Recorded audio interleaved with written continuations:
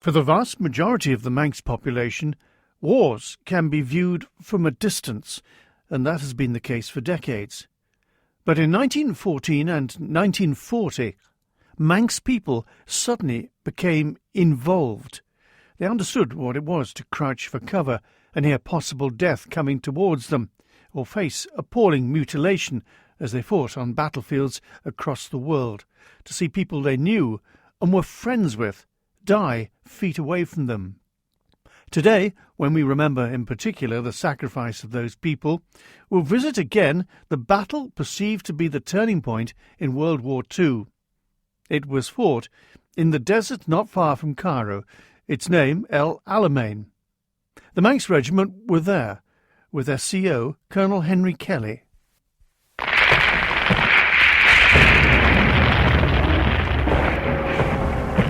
battle opened with this tremendous barrage that lasted for quite a long time. I'd never seen anything like it. The noise was overwhelming, and the whole sky was lit up like a very busy Guy Fawkes night. These were the British guns? These were the British guns opening up to soften the German position behind the minefields. What exactly did you have to do as the commander of your particular First battery? Yes. The other two batteries of the Manx Regiment, the territorial batteries, 41 and 42, were protecting our 25-pounder batteries down below the slight escarpment. During the night of the 23rd, after the barrage, the sappers had cleared two routes through the first minefield, which was called January. There was an escarpment leading up to it, so it was difficult really to, with soft sand, to get through. You had to get guns through, in fact. And at 5 o'clock in the morning, when they'd secured cleared the two minefields, I was ordered to get two troops of my battery up through the minefields, through the first minefield, to protect each of the two bridgeheads which the division had opened up. How successful were you? Well, the division were quite successful getting through the first minefield, but after nearly 3 days slogging, they never got through February. So far as the battery was concerned, the first morning of the battle we managed to knock down one German Messerschmitt. Unfortunately, there were two hills just to the south of us, which the Free French, who were attached to the 7th Armoured, had been told to capture at first light. They had captured it, but with soft going before they could get up their anti-tank guns, the Germans had counterattacked, and they secured the two hills again. And for the rest of that day, we were getting shelled by the German guns on top of these two hills called Hermaimat. Did you have casualties? Yes. Before 12 o'clock, I lost one man killed and 10 wounded. Having got up the escarpment, we had to be up there by 7:30. The ground was very hard and they weren't able to dig in, so that the gun was on top of the ground. They managed to scrape a little bit of a hole round, but they hadn't any real protection. And of course they were being shelled most of that day. And as a result, at the end of the day, I got in touch with the CRA, that's the Commander, Royal Artillery for the whole division, and he said that he understood the position, and he said, you get your troops back after dark and get your other two troops up in the morning. He said they deserved to be relieved. How long did this battle last? 12 days. 12 days. The Germans retreated, we were after them.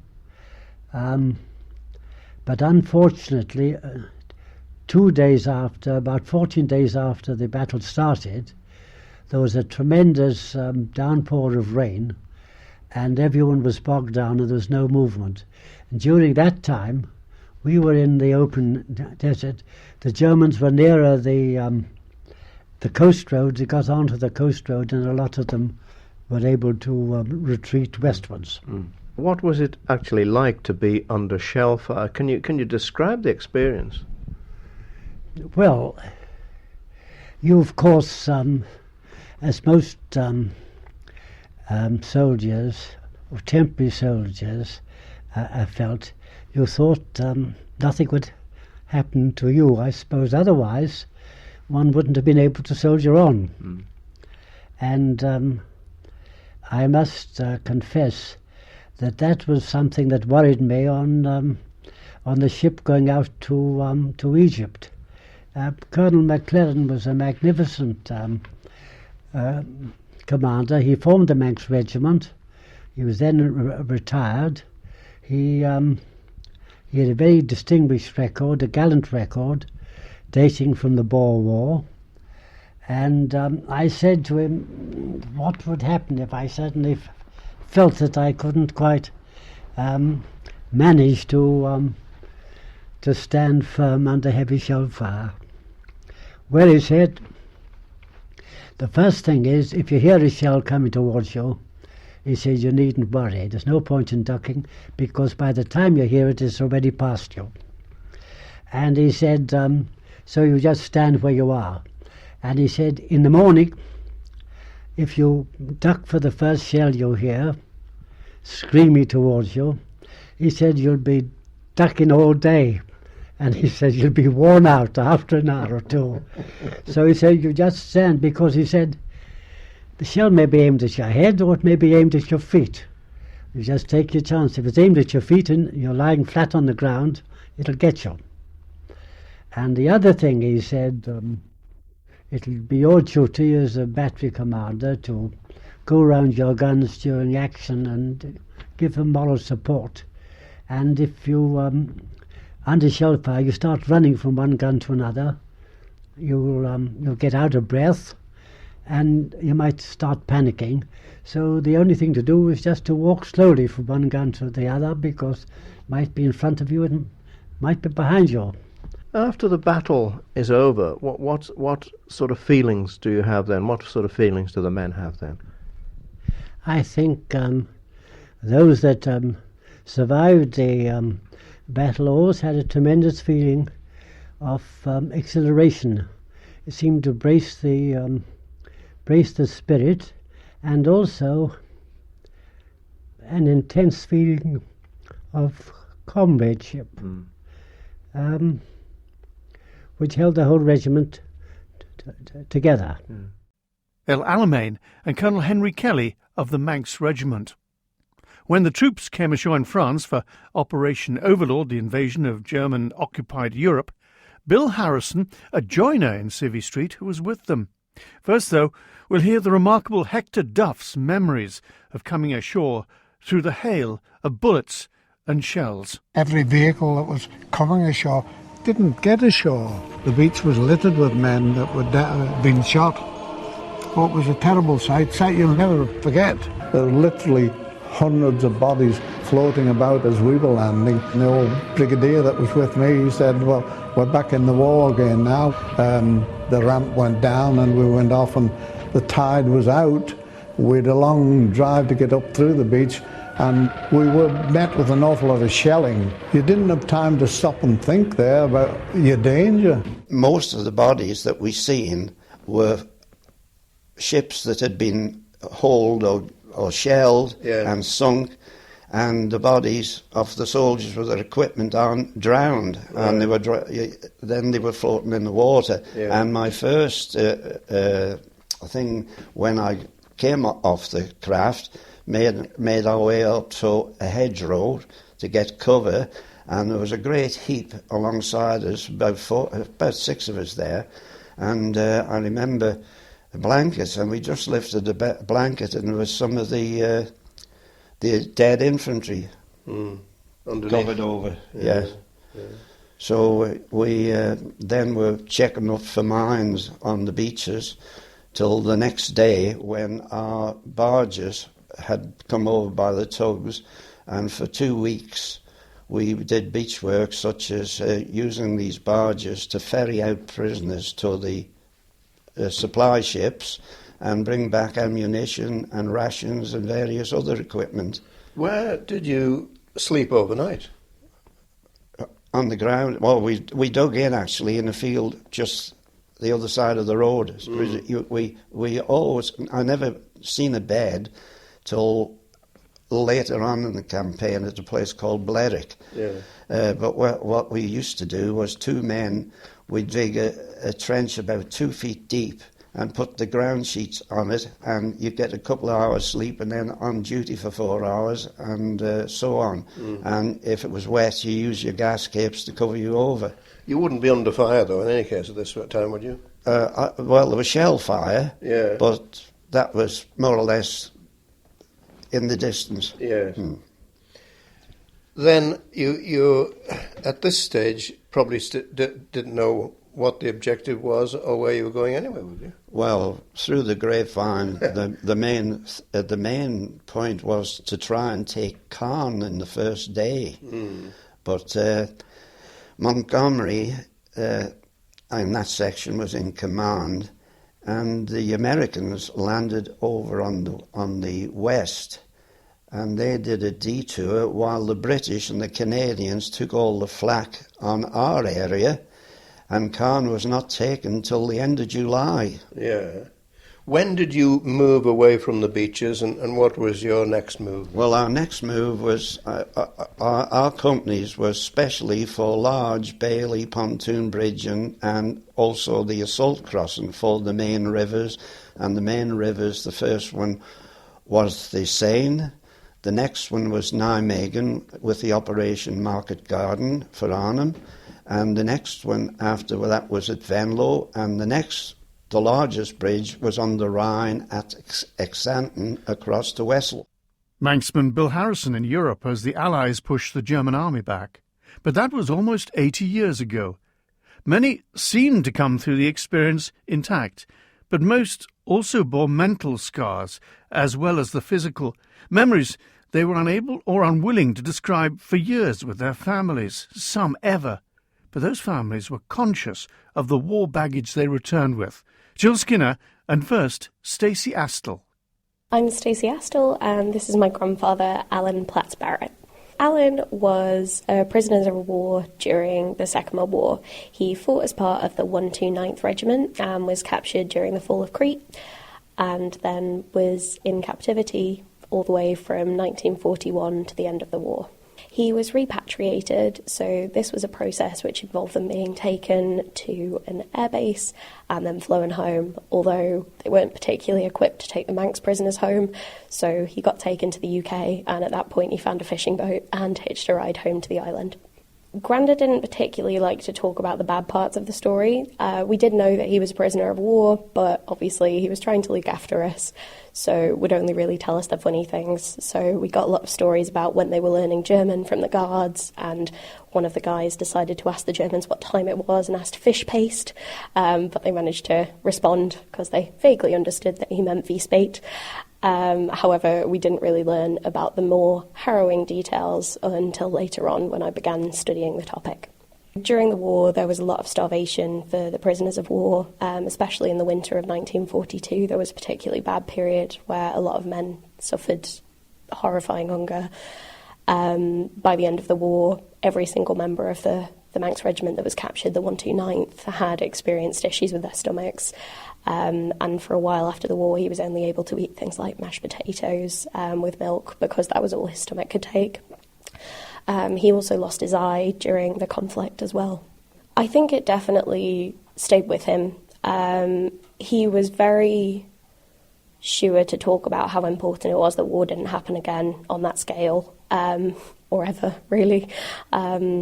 He often referred to Remembrance Day as Denken Mal, which was a term he learned from some of the guards in the camps that he had interactions with, and he referred to that as thinking time, so it was time to reflect and ensure that it never occurred again.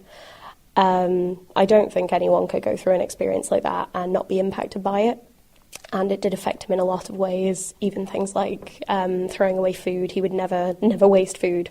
So we used to have to occasionally hide things and take them into different bins because he would go and get it out of his own bin if he threw away something mouldy. So we used to use the cafe across the road just to make sure that he wasn't poisoning himself because he was so certain that it was wasteful to throw things away. It actually began as a side project during my history masters. I decided that I wanted to do a conference paper about the Manx prisoners of war because I couldn't find a huge amount of information on them. And obviously there was this story about something that was so personal to me, but also so relevant to the island because all but 31 men from the regiment were captured on Crete. So this was a huge chunk of our population, or our fighting population, that had gone. So I wanted to find out more. So when I started studying it, I just realised that was what I wanted to do. That was what I wanted to learn about, because the prisoner of war experience was just so interesting. There's obviously a lot known about the Great Escape, but there's not so much about the experience of the men in the camps. And often the Great Escape and things like that are thought of these massive forms of resistance, but actually there was so much resistance going on within the camps. So I actually ended up doing my master's dissertation on that instead of what I originally planned, and then went on to do my PhD about the experience of prisoners of war as well. It was very difficult, especially because Granda, although he wouldn't talk about it to us when we were younger and didn't really talk to me about it until I was studying it, because he thought it was important for me to know, did then tell me a lot more about the experience. So it was difficult to hear some of it and difficult to comprehend some of the things that all of these men went through. And I think that's why it's important to remember prisoners of war as well on Remembrance Day, because although it's not an experience we often hear about when we talk about conflicts, it was extremely significant and difficult. He was fantastic. He used to have a workshop near our house, and because of the the experience in the camps, he never ever felt hunger again. So we regularly had to go down and check on him. So I'd often go down when I was younger and stop him from doing whatever he was doing and try and drag him home to at least have a little bit of bread and jam. He was fantastic for just teaching us lots of different interesting things, and we always had a wonderful time with him. He was always making things. He actually learnt joinery in the camps because he was forced to work, and luckily for him, he ended up with some very nice civilian guards who were teaching him how to do woodworking. So he learned some fantastic skills while he was there. It wasn't all a negative experience. So I think a lot of that carried through and shaped his life as well. Remembrance is such a difficult topic now because it's become so strangely co-opted and polarised. I think the most important thing is remembering everyone who was impacted by conflict, everyone who has been impacted by conflict, but not glorifying it. That's not what this is about. It's about remembering what happened and making sure that it does not happen again. My mother's father, William Billy Jones, was born in 1898 in Leeds. When the First World War broke out, he lied about his age and joined up, basically. Looking back at photographs of him, he was a boy. However, as we all know, that at that time they didn't necessarily differentiate or discourage the maybe patriotic fervour that there was, the promise that everything would be over by Christmas, the excitement. He was from a very poor part of Leeds and a very sort of challenged background, and I think this was an opportunity for him, and he saw it as doing the right thing. We know from his records that he was shot in the early part of the First World War, and then spent 2 years in an unnamed military hospital in London rehabilitating. He was shot in his leg. I understand that there was parts of his uniform in the wounds in his legs right up until my grandfather died.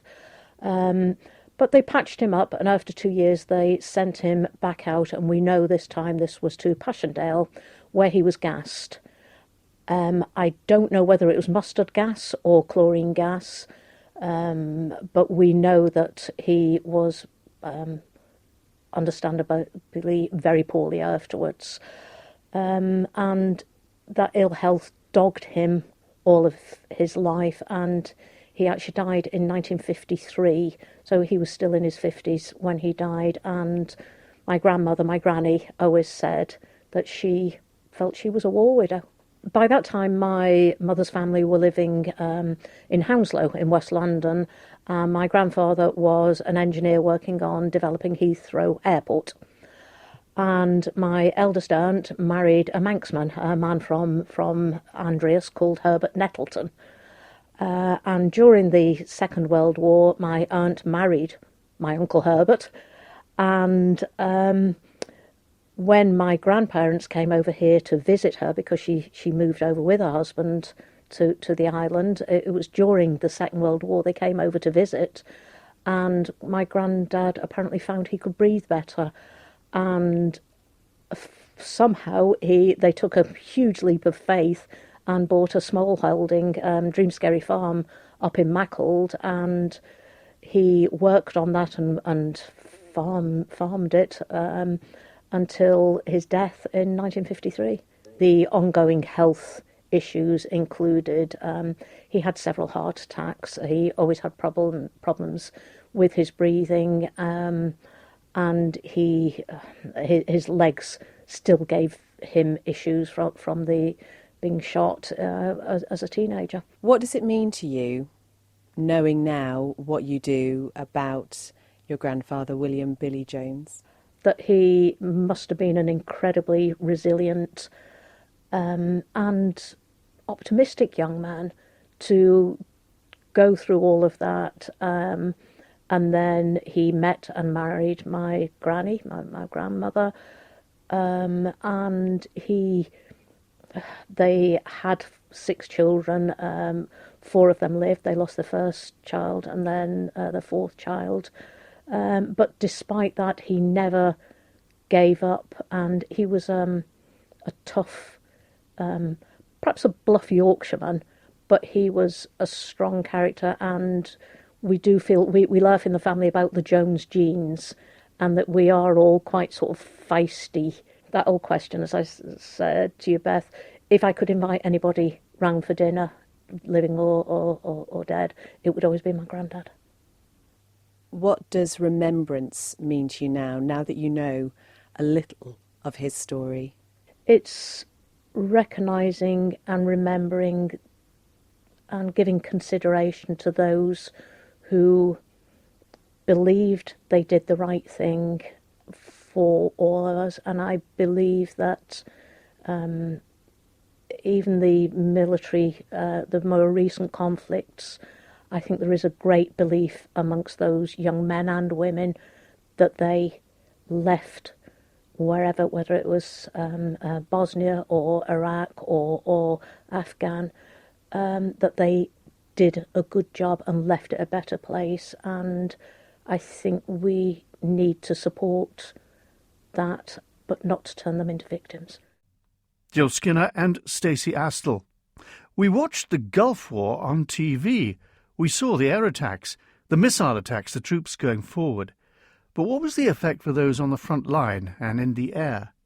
Chris Charlie Brown is president of the Isle of Man's Royal Air Force Association. His squadron of Tornadoes was stationed there. He says the experience created a them and us split as a result. I went out to launch an aeroplane. An order came through. It's on hold. Just stand down. Keep the aircraft powered up, but the crew aren't coming out just yet. And then that turned into another hour, and then it turned into switch the power off and come back in, but make sure you can get it ready to go again in very short notice. And then it came to kind of stand down. We realised there was some form of ceasefire going on, and that mission never went. It was the one that didn't go. And we were so happy with that. When the order came through it's a ceasefire, we all wanted to go back to, well, our homes were in Germany, which is where we were based, and we just wanted we wanted a beer. And then it was hurry up and wait to go back. We were quite low priority. When you're high priority to get out to something, it's a different world when you have to come back. I went home. I went back to Germany, and then I went home to see my parents, who were quite elderly. They'd both lived through the Blitz, as young people, you know, during World War II, and they were kind of concerned on how I'd be, and I was fine with most things. I didn't like during the air attacks. We had a bell for our to warn us of enemy missile attacks, and I didn't like telephone bells. You know, that shook me at the time because that usually preceded an explosion. It was a feeling of, when we got back to the squadron in Germany, nothing was ever the same again. And the guys, we had to be very careful not to alienate the guys on the unit who hadn't been out to the Gulf, because there was suddenly a huge us and them. There was you know, those who'd done it and those who hadn't done it, and it was our boss was very adamant that we didn't isolate people when we got back. But for the first, well, for years, and it would be years after returning from the Gulf, nothing really seemed to matter. If you got, you didn't worry about trivial things with work anymore, because you thought, we'd done the job for real. It's quite difficult to explain. The bond between the people who were there is amazing. COVID has I had a few very major operations last year, and I missed the reunion before COVID hit. So then I missed the squadron reunion for COVID, and it's just so important to be with those people who you shared those experiences with. You'll have heard of Gulf War syndrome, which the UK government refuses to accept exists, and it's not one particular illness. It's many different illnesses and that can't be fully explained, but they're so random that they just refuse to accept that it's related to service in the Gulf. I suffer from very, very bad tinnitus, ringing in my ears, and it's there absolutely all the time. It ranges from bad to absolutely unbearable. I've had other complications, but I couldn't put them down to Gulf service. I've fixed aeroplanes for 40 odd years, and your knees tend to get hammered with things like that. It's but maybe the neurological stuff. Remembrance is a very personal thing, and certainly Remembrance Day is every day for some people. We always go through that. It's just a public showing of it. I would say that's probably the big thing to me. People remember, World War One. My grandfather, he was gassed in April 1918. He didn't die until I was about 4 when he died. He was blinded. But well, if he'd not lived, I wouldn't be here, because my mum wasn't born until 1925. But I know for a fact that my granddad never wore his medals. He never took them out the boxes. He never spoke about what happened. That's from my mother and father. It's different. That was such a different war to mine. Today there will be many, many words of remembrance. Most people, not touched by war, will regard today's events from a distance, perhaps some even as an interruption to their normal lives. But for others, it will be perhaps the silences that touch most deeply, for those who either personally or through a member of their family still experience the aftermath of war. The guns may be silent, but those memories stay to haunt. Did they beat the drum slowly? Did they play the fife lowly? Did they sing the death march as they lowered you down?